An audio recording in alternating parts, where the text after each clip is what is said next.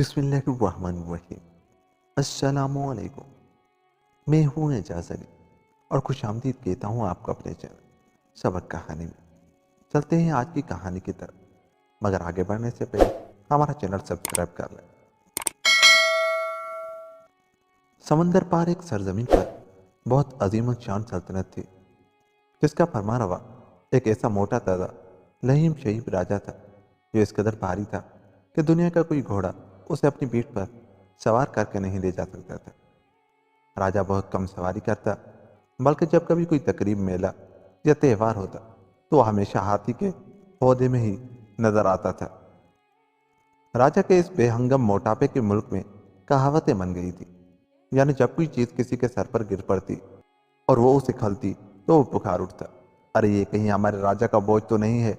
یا مثلاً بجلی کونتی یا رات کی گڑگڑاہٹ سنی جاتی تو لوگ بے ساختہ چلا اٹھتے، ارے یہ کہیں ہمارا راجا تو نہیں سیڑھیوں پر سے گر پڑا۔ لڑکے کھیلتے کھیلتے ایک دوسرے سے شرط لگاتے کہ اگر میں تم سے بادی نہ لے جاؤں تو اس جرمانے میں میرا باپ اتنی دور راجا کو اپنی پیٹھ پر سوار کر کے لے جائے گا۔ ان باتوں اور کہاوتوں کی خبر خود راجا کو بھی تھی، مگر وہ ایسا نیک دل اور خوش مزاج تھا کہ ان کہاوتوں کو یہ کہہ کر مسکراتے ہوئے ٹال جاتا کہ کچھ پرواہ نہیں، بھاری راجا کا دل ہلکا اور نرم ہونا چاہیے۔ اس خوش اخلاقی کا ہی اثر تھا کہ اس کی تمام رعایا اسے دل سے پیار کرتی تھی، اور جہاں کہیں کوئی پردیس میں بھی جاتا اور وہاں لوگ اس کے ملک کے عجائبات پوچھتے تو وہ یہی کہتا کہ ہمارا راجا ہی ایسا عجیب ہے کہ دنیا میں کوئی اس کی برابری نہیں کر سکتا۔ ان تمام نیکیوں اور خوش اخلاقیوں کے ساتھ ساتھ اس کو ایک بہت بڑا غم بھی تھا، اور وہ یہی کہ اسے ہمہ تن پریم راجا کے کوئی اولاد نہیں تھی جو بعد میں اس کے تخت کی وارث ہوتی۔ اسی غم میں بارہا ایسا ہوا کہ وہ اپنی فولادی تخت پر گردن جھکائے یہی سوچا کرتا کہ کاش میرے کوئی اولاد ہوتی، اور یہ خوش نما محل، یہ جواہر سے جڑا حال اس کے قدموں سے پامال ہوتا، اور اس کے بچے کی کلکاریاں اس میں گونجتی۔ سالہ سال گزر گئے، مگر اس کی رانی اور وہ اس مراد کو نہ پہنچے۔ آخر اس نے اپنی رانی کو اس بات پر مجبور کر لیا کہ جب ہماری قسمت میں اولاد نہیں ہے تو کوئی لے پارک لڑکا ہی لے کیوں نہ پال لیا جائے۔ یہ تجویز پاس ہو گئی، اور راجا نے ضروری اعلان کے طور پر ایک اشتہار بھی اس مضمون کا دے دیا کہ راجا ایک لے پارک لڑکے کو اپنا ولی عہد بنانا چاہتا ہے، مگر وہ شخص ہوگا جو راجا کو اپنی پیٹھ پر سوار کر کے اربر پہاڑ کی چوٹی تک پہنچا دے گا۔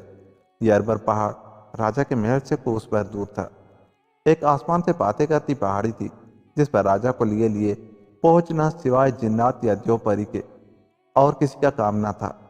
اس لیے کسی کو اس بات کا یقین نہ آیا کہ اس شرط کو کوئی پورا بھی کر سکے گا۔ پھر بھی نوجوان اور طاقتور لوگ آئے، دن رات مشق کرنے لگے۔ ملک میں چاروں طرف ایک گل مچ گیا، اور سینکڑوں نوجوان طرح طرح کے بھاری پتھر اٹھا کر پہاڑ پر لے جانے لگے۔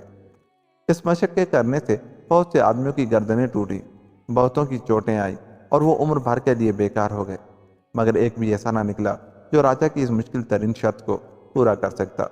ہاں، کچھ مضبوط تن و توش کے لوگ آئے، بعض راجا کو اپنے کندھے پر بٹھا کر شہر کی گلیوں میں سے گزرے بھی، مگر پہاڑی کے دامن تک کوئی نہ لے جا سکا۔ کچھ مدت بعد ایک سب سے زیادہ طاقتور نوجوان آیا، جس کے شانے اس قدر مضبوط اور چوڑے چکلے تھے کہ کمرے کے کسی دروازے میں سے وہ نہیں گزر سکتا تھا۔ اس نے کچھ ہمت بھی کی، وہ راجا سمیت پہاڑی کے دامن تک پہنچا بھی، لیکن پھر بھی وہ اوپر کی طرف ایک گز بھی نہ چڑھا اور گر پڑا۔ اس صدمے سے راجا کے بھی اس قدر چوٹ آئی کہ وہ بھی مہینوں بستر علالت پر پڑا رہا۔ یہ مشکلیں دیکھ کر آخر راجا نے اس شرط کی تکمیل میں تھوڑی اور آسانی پیدا کر دی، یعنی پہاڑی کی شروع چڑھائی پر سے اس کی چوٹی تک جگہ جگہ 3 ٹھیکیاں بھی بنوا دی، تاکہ شرط پوری کرنے والا راجا کو اٹھائے اٹھائے ہر ٹھیکی پر دم لے لے، اچھی طرح سستا لے، اور پھر تازہ دم ہو کر آگے بڑھے۔ اچانک ایک دن شہر کی دیواروں پر یہ پرچہ لگا کہ آج ایک ایسا شاذور جوان حضور کی شرط پوری کرنے آیا ہے جو دیو سے بھی زیادہ قوی ہیکل ہے۔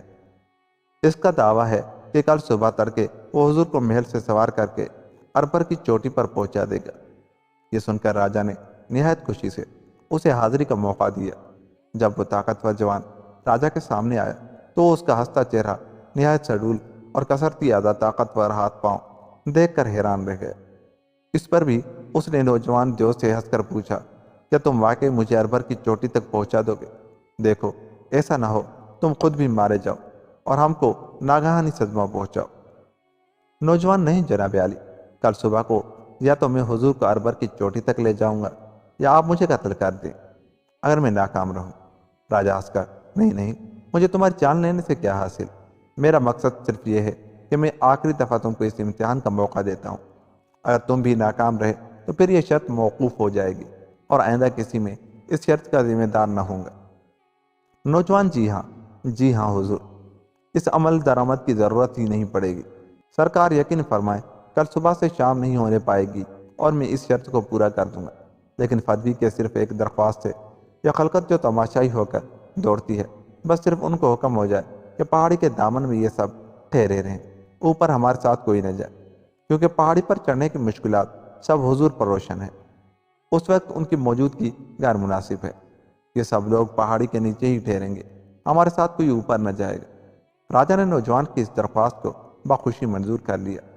دوسری صبح سورج ابھی مشرقی کنارے سے تھوڑا ہی بلند ہونے پایا تھا کہ محل کا دروازہ کھلا اور تمام خلقت نے دیکھا کہ وہ نوجوان راجا کو اپنے کندھوں پر سوار کیے ہوئے بڑے پھاٹک میں سے نکلا۔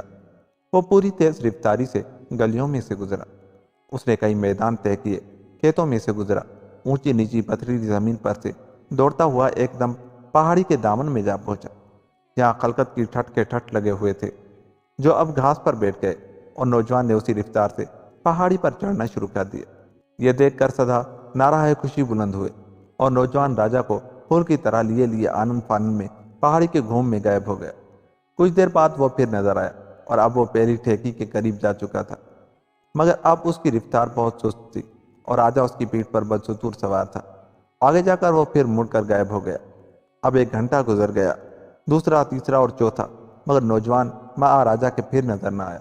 اب لوگوں میں چہ مگوئیاں ہونے لگی۔ کوئی کہتا تھا کوئی حادثہ پیش ہے، کوئی کہتا تھا اب ہمیں جلد اوپر جانا چاہیے۔ خلقت ابھی فکر میں تھی، کوئی اپنی جگہ سے ہلنے نہ پایا تھا کہ یکایک ایک شخص جو سب سے اونچی جگہ کھڑا تھا وہ چلا اٹھا: شرط جیت لی! بہادر نوجوان نے شرط جیت لی۔ اسی وقت ہزاروں نگاہیں اوپر کی چوٹی تک جا ٹکرائی۔ دیکھتے کیا ہے کہ سچ مچ وہ نوجوان اسی طرح راجا کو کندھے پر لیے لیے اب تیسری ٹھیکی کے قریب پہنچا چاہتا ہے۔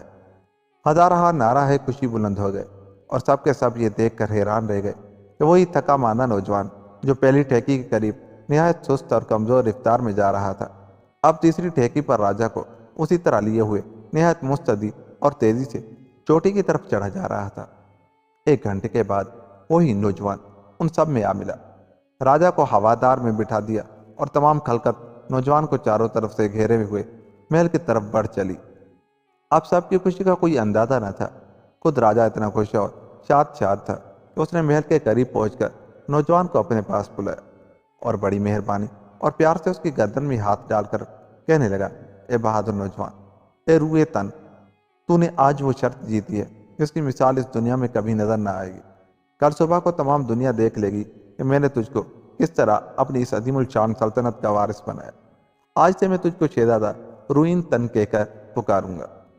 اسی صبح کو راجا نے بہت بڑا دربار کیا۔ تمام سردار، امیر، وزیر، جاگیردار، شاگرد، پیشہ عام، رعایا سب حاضر ہوئے اور سب کے سامنے راجا نے شہزادہ روئن تن کو اپنا ولی عہد منظور کر لیا۔ اسی شام کو بہت بڑی دعوت ہوئی۔ 3 تخت برابر بچھائے گئے، جن میں سے فولادی تخت پر راجا بیٹھا، سونے کے تخت پر اس کی رانی، ان دونوں کے بیچ میں ہاتھی دانت کے تخت پر خود شہزادہ بیٹھا۔ اسی طرح جب کھانے اور ناچ رنگ سے فراغت ہوئی، مہمان جب رخصت ہونے لگے تو یکایک شہزادہ روئے تن وہی حیرت انگیز نوجوان عین مجمع میں سے غائب ہو گیا۔ یہ خبر راجا کو ہوئی، وہ بھی گھبرا کر ادھر ادھر دوڑا۔ اچانک تخت کے پیچھے جو پردہ پڑا تھا اس میں سے یہ آواز آئی: راجا صاحب، گھبرائے نہیں، پریشان نہ ہو، یہ غلام یہاں موجود ہے، سرکار ادھر تشریف لائیں۔ راجا دوڑا دوڑا وہاں گیا تو پردے کے پیچھے شہزادہ روئن تن اسی طرح سر و قد کھڑا ہے، ویسا ہی شاد اور خوش اور اس کے داہنے بائیں بالکل اسی کے ہم شکل ہو بہو ویسے ہی نوجوان اور ہیں۔ ان تینوں میں ذرا برابر فرق نہیں، بس ایک کو چھپا دوسرے کو نکالو، اور وہ تینوں نوجوان سر سے پاؤں تک ایک ہی لباس پہنے تھے۔ کیا مجال جو کوئی ذرا برابر بھی فرق کر سکے۔ روئن تن سرکار عالی، یہ دونوں میرے بھائی ہیں، ہم تینوں بھائی ایک ہی وقت قریب قریب پیدا ہوئے اور ہم ایسے ایک دوسرے کے ہم شکل ہیں کہ کیا مجال جو کوئی ہم کو پہچان سکے۔ کہ کون سا بڑا ہے کون سا چھوٹا۔ آج صبح کو وہ میں تھا جو حضور کو محل سے لے کر پہلی ٹھیکی تک لے گیا، جہاں میرا یہ بھائی چھپا ہوا تھا۔ میں نے دم لینے کے لیے آپ کو وہاں اتار دیا۔ جو دوبارہ آپ کو لے کر اوپر چڑھا وہ یہ میرا دوسرا بھائی تھا۔ یہ وہاں سے فوراً نکل گیا اور آپ نے اسے متعلق نہ پہچانا۔ اسی طرح اس نے دوسری ٹھیکی تک حضور کو پہنچایا۔ دوسری ٹھیکی پر یہ میرا تیسرا بھائی تھا۔ بس اس نے حضور کو اربر چوٹی تک پہنچا دیا اور آپ نے ہم میں سے ایک پر بھی ذرا شبہ نہیں کیا۔ آخر وہ شرط اس طرح ہم تینوں نے بانٹ کر جیتی ہے۔ کیا اس مکر اور چالاکی کو حضور معاف کر سکتے ہیں؟ ورنہ بغیر اس کے کرشمے کے دنیا کے پردے پر ایسا کوئی نہ تھا جو حضور کی اس کٹھن شرط کو پورا کر سکتا۔ اس بیان کے سنتے تمام کمرے میں ایسا سناٹا چھا گیا کہ صرف ہوا سے پردے کے ہلنے کی آواز آتی تھی اور کچھ نہ تھا۔ اس کے بعد راجا ہنستے ہنستے اپنے تخت پر گر پڑا اور چاروں طرف کہکے بازی ہونے لگی۔ جو سنتا تھا وہ ہنستا تھا۔ آخر بمشکل تمام راجا نے اپنے آپ کو سنبھال کر کہا، چالاکی، مکر اور معافی، اس میں چالاکی کوئی نہیں۔ آج رات کو پھر دعوت دی جائے گی اور 3 فرزندوں کے ولی عہدی کا اعلان کیا جائے گا۔ میرے مرنے کے بعد یہی 3 فرزند میری اس سلطنت کے مالک ہوں گے۔ چنانچہ جب راجا کی رحلت کا وقت آیا تو اسی وصیت کے مطابق وہی تینوں ہم شکل بھائی اس ملک کے فرما روا ہوئے اور ان میں وہ سلطنت تقسیم ہو گئی، اور وہ بڑی مدت تک وہ تینوں بھائی بادشاہی کرتے رہے اور بڑے شان سے بادشاہی کرتے رہے، اور ان کے عہد میں رعایا بہت خوش تھی۔ دوستو، یوں یہ کہانی ختم ہوئی۔ اگر آپ کو ہماری یہ کہانی اچھی لگی تو جاتے ہوئے ہمارے چینل کو سبسکرائب کر لیں یا سبسکرائب کر لیں، اور ہماری ویڈیو کو لائک اور شیئر بھی کریں۔ لائک بہت کم کرتے ہیں آپ۔ اپنا بہت سا خیال رکھیے گا۔ اللہ نے کے بعد